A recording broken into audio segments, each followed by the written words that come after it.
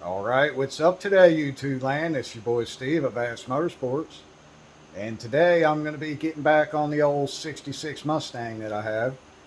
I actually picked it up for the wife a few years back. It's been just sitting for years and years. Somebody we know, in-laws, gave us a really good deal on it. It's one of those couldn't pass up. I've wanted one of these '66 Mustangs, 64 and a half, 65, 66. I like that first generation. I wanted one since I was 14 years old. I said that was one of my favorite cars, and it was the first car I was looking for. Even though when I was 15, turning 16, I wound up getting a Camaro, and that turned me on to Camaros forever, a third gen.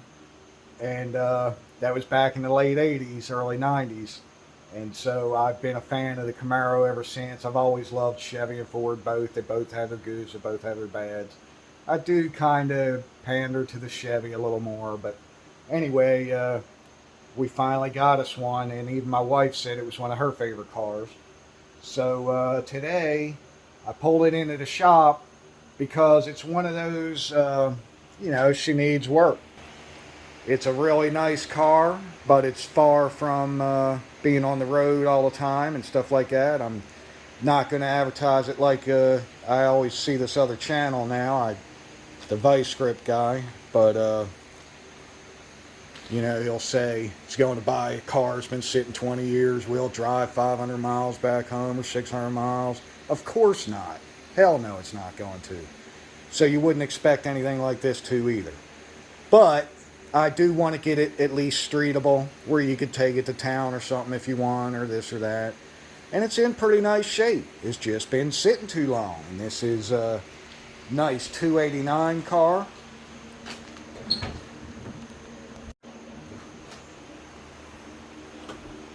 It's 289. I don't know if it's original, but everything appears to be original the way it's in here, and I've got no reason to believe it's not. But then again, over all those years, you never know what's been changed out. And, besides like a cap and rotor and wires, it's still got a points distributor. Still got the old bag here for the washer fluid. Somebody's replaced the radiator. I put a battery. I had to do the regulator and stuff. I started messing with it like, I don't know, a couple summers back whenever we got the car. I wanted to at least get it running and driving where I could go up and down the street with it. And I tell you, the motor, it runs like a top. It's so smooth, the old 2-barrel motor, which it has you could tell, a remanufactured carburetor on it. But the motor purrs. But I bought it not running because some electrical was burned up front here. And so I had to redo some wiring and fix it myself and put the regulator and put another alternator.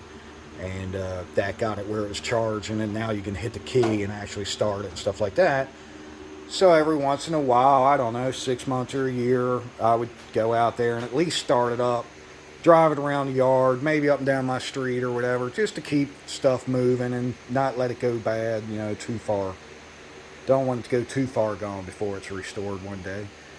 But recently, I noticed it would not start for me. It acted like it wasn't getting fuel, so I poured a little down the carb, got it to fire up.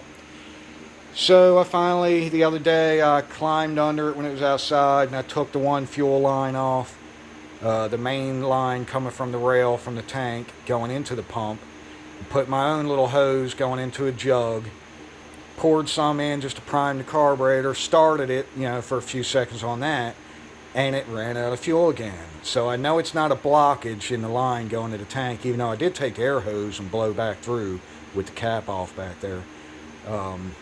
But that was telling me the pump went bad. So that's what we're going to do today, is go ahead and put this pump on. This is the mechanical pump.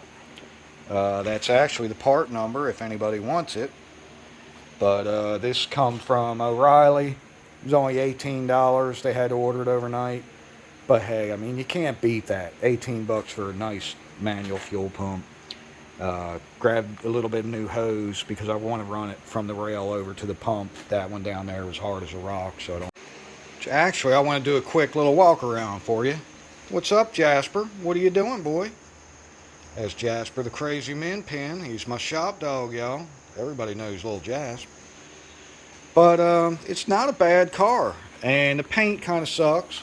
This is just some spray primer. I had to spray on these couple spots because a couple years back it was sitting outside here and it snowed really bad and the carport wound up falling on it.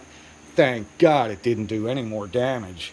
It scraped the paint off, but it actually didn't dent these nice lines here, the body lines, the fins. It really didn't get these. I was so afraid it was going to have messed up these body lines because they're hard to work back in, but it didn't.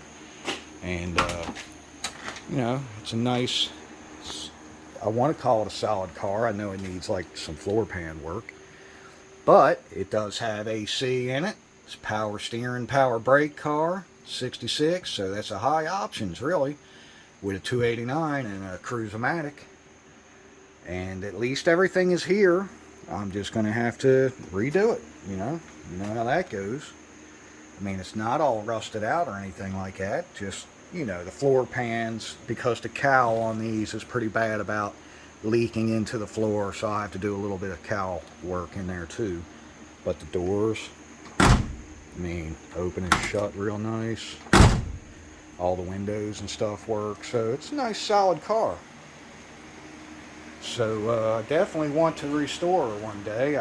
If I get around to it, I might wind up having to sell it. I'm not sure yet. Probably just get it running and driving and fix the floors and the cowl and stuff, and maybe put the carpet and all in, and probably just gonna have to sell her because we're trying to do some other ventures in life.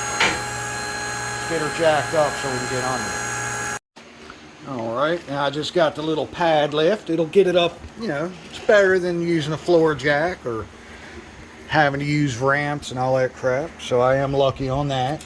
Might not be a real lift like some shops, but hey, it'll work.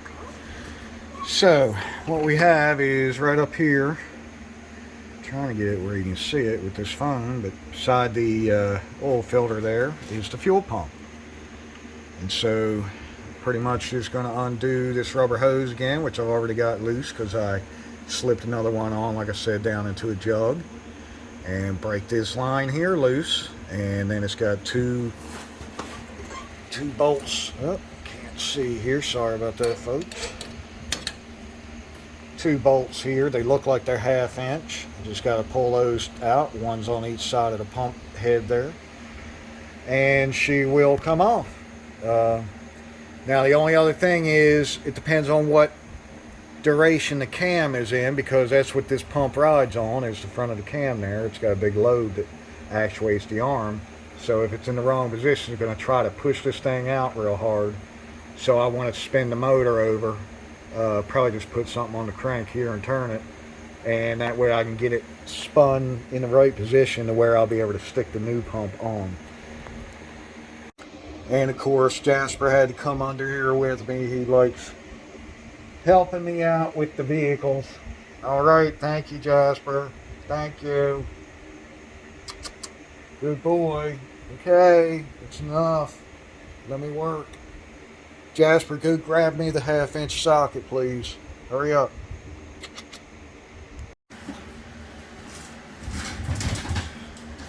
Alright, so the first thing I started messing with, of course, this is frozen into the flare. So when I started unscrewing it, it did bust loose from the pump itself, but I had to twist the end of the line off. So I ruined that fuel line going up. It's what you get when you're working on old cars. I'll have to either put a barb nipple in there and run rubber up, or just get a new metal line and bend it and make it go up to the carburetor. Alright, so when I pulled the old pump off, I was matching them up. It's a little bit different than the new one. The old one's a little fatter design on the diaphragm area, but of course, you know, it's aftermarket China stuff. It's supposed to work the same. The rod is the same when I check them. If anything, this one will be a little easier to put on, because this one with the big housing here would not allow the bolt to come out with the socket on it.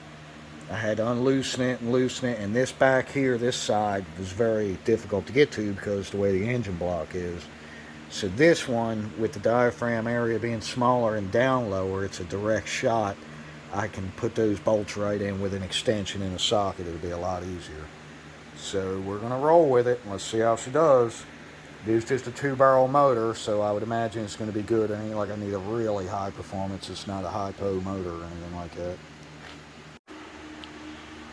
So I do have the pump installed down there, and I put a new piece of hose from the frame rail over to the pump itself for the fuel coming in from the tank. And then I have this line here, of course, around the shop. It's got the right size fitting on the end. I was trying to decide if I was going to just cut it and take the flare. There's enough line down there still to where I could clean up the edge of it and take my flare tool and flare it after I stick this flare nut up on it. So I came up here and I undid the line because I was going to see if it will come out easy enough. I may just go ahead and make a whole new line and just bend it as I need to. But what I was going to say is I undid it from the filter here. There's just a little rubber sleeve they got on there with some clamps. I guess I could have checked this first just to see if the filter had gotten clogged or something, but I really didn't believe that was the problem. And now that I'm looking in there, I can see it's very dry looking except one little bit of wetness at the bottom there. So obviously the pump wasn't pumping, but I am going to go ahead and unscrew the filter and go ahead and grab one while I'm at the store. I got to run to town anyway. I don't believe, like I said, that the filter was a problem because it's been running really good. And then one day I go out and it just doesn't want to start. So I would imagine, well, yeah, you can see how dry everything is. Oh, what is that? Dirt? Oh my God. Whoa. Well, that's a no good. Holy crap. Yeah, let's see somebody drive that 600 miles. So anyway, I'm going to go ahead and grab a fuel filter while I'm out. And I'll probably go ahead and like hold a little jug here at the end of the line and spin the motor over a good bit to let it flush anything out of the line and through the pump and all that good stuff. And hopefully we can avoid some of that getting into the new filter. We definitely do not want it getting into the carburetor because I'm telling you, this thing purrs when it's running. And one other thing I do need to go ahead and check that I wanted to check is the oil, because it looks good and clean still. But I wanted to get a whiff and make sure that it doesn't smell like fuel and that it's not overly full. So it looks clean still. You know, I changed it, I guess, 2-3 years ago whenever I got the car and I wanted to actually start it up and run it and drive it down the street. It is a little over, but I don't see any fuel. Definitely don't smell it. I can't remember. I may have overfilled it a little bit. I'm not real sure, but you always want to check that, because when that diaphragm in the pump goes bad, it can leak fuel into your oil, and that's the worst thing. You'd want to run the engine with fuel in there because it'll eat the bearings and stuff up. Alright, well, I'm just going to have to go with some rubber line on it. I kept a hard bend here that goes up beside the timing cover in between those brackets. And I just put a little flare on the end here. I'm not sure if it'll focus in on that, but I put a flare on the end so the rubber line will slip over it and clamp it and it'll be good to go. We're just going to ride like that. Alright, so now I just got the hose running over into this jug before I put it on to the actual filter. I want to go spin the motor over a little and let's see if we can get some fuel spitting out here. I don't want to actually start the motor yet. I just want to run some of that fuel, see if it sprays any dirt out of the line. Did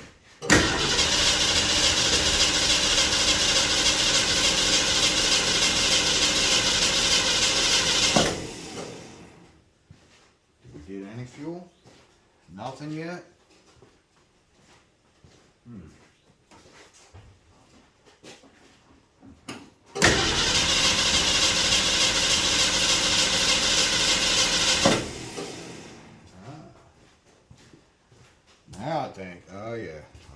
seen some fuel. I see some trash. Glancing underneath here, I want to make sure there's no leaks on the pump there, and they look good. I can see them from up here. Spin it over a little more, get some of that trash out of that line.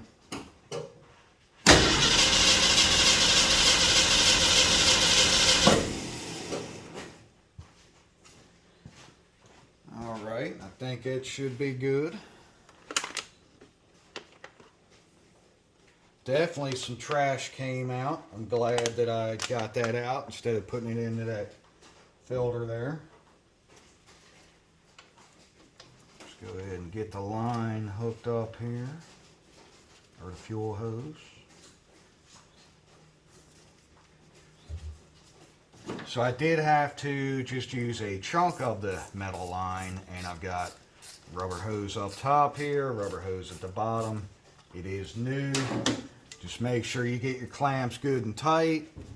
You don't want to have any movement at all. If you can spin this, the hose or the clamp, then that is no good. You want them extremely tight. And I'll just give a little bend there to the metal. I just want to make sure the rubber is not right up against anything. And the good thing is, with it being the metal line down through there in the hard spots or where it's touching, we're okay.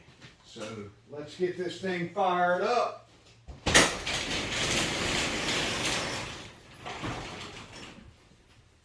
Might take it a minute to get the fuel in the car.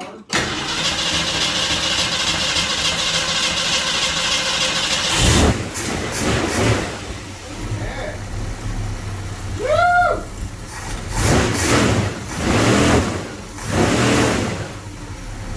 Hell yeah!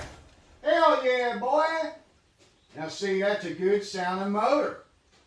So that fuel pump did the trick, y'all. Watch this, no pedal, just hit the key. Telling you, she's a good motor, y'all. Damn right, just purring.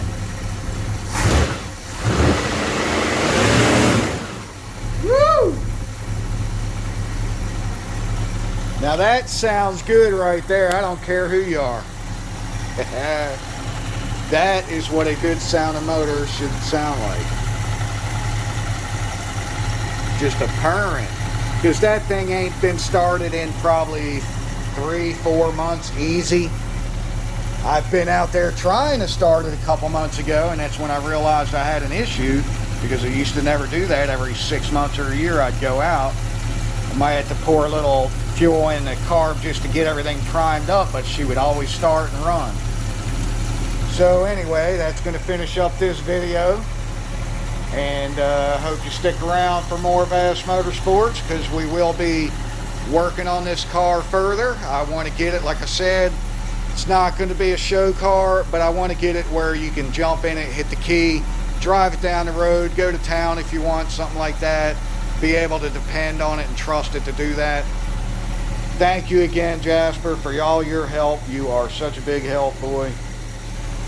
All right, this is Steve with Vassmotorsports, and I want to thank you again. So please hit that like and subscribe if you like what you've seen here today, and you want to follow along on this project and many others that I do. All right, have a blessed one.